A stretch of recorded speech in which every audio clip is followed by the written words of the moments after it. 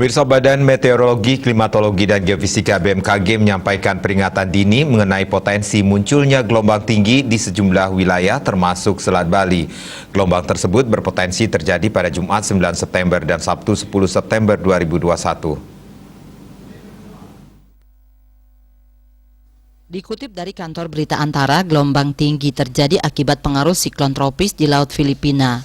Kepala Pusat Meteorologi Maritim BMKG Eko Prasetyo mengatakan terdapat siklon tropis Konson 994 HPA dan siklon tropis Kantu 940 HPA di Laut Filipina yang berdampak secara tidak langsung pada ketinggian gelombang di Laut Natuna Utara dan Samudra Pasifik Utara Papua.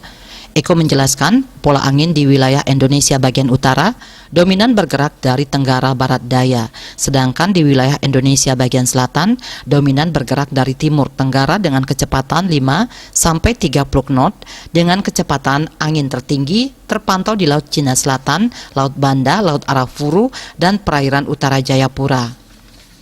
Kondisi yang demikian diperkirakan bisa memicu gelombang setinggi 1,25 sampai 1,50 meter di Selat Malaka bagian tengah, perairan timur Simeulu Kepulauan Mentawai, Selat Sumba bagian timur, Selat Ombai, Laut Natuna Utara, perairan Kepulauan Anambas, Kepulauan Natuna, Laut Natuna, Selat Karimata bagian utara, dan Laut Jawa bagian tengah timur. Gelombang setinggi 1,25 sampai 2,50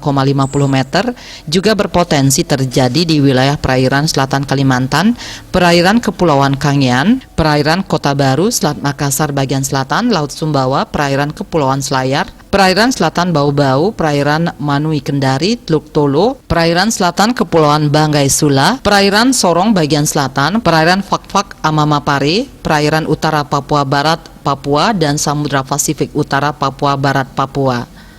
Di Selat Malaka bagian utara, perairan utara Sabang, perairan barat Aceh, Kepulauan Nias, perairan Bengkulu, Samudra Hindia Barat Aceh, Teluk Lampung bagian selatan, Selat Bali Lombok Alas bagian selatan, perairan selatan Pulau Sumbawa, Pulau Sumba, dan Selat Sape bagian selatan tinggi gelombang diperkirakan 2,5 sampai 4 meter. Gelombang dengan tinggi 2,5 sampai 4 meter juga berpeluang menghampiri perairan Selat Sumba bagian barat, perairan Pulau Sawu, Pulau Rote Kupang, Laut Sawu, Samudra Hindia Selatan Nusa Tenggara Timur, Laut Flores, perairan timur Bau-Bau Kepulauan Wakatobi, perairan selatan Pulau Buru, Pulau Seram, Laut Banda, perairan Kepulauan Sermata, Kepulauan Tanimbar, perairan selatan Kepulauan Kei, Kepulauan Aru, dan Laut Arafuru.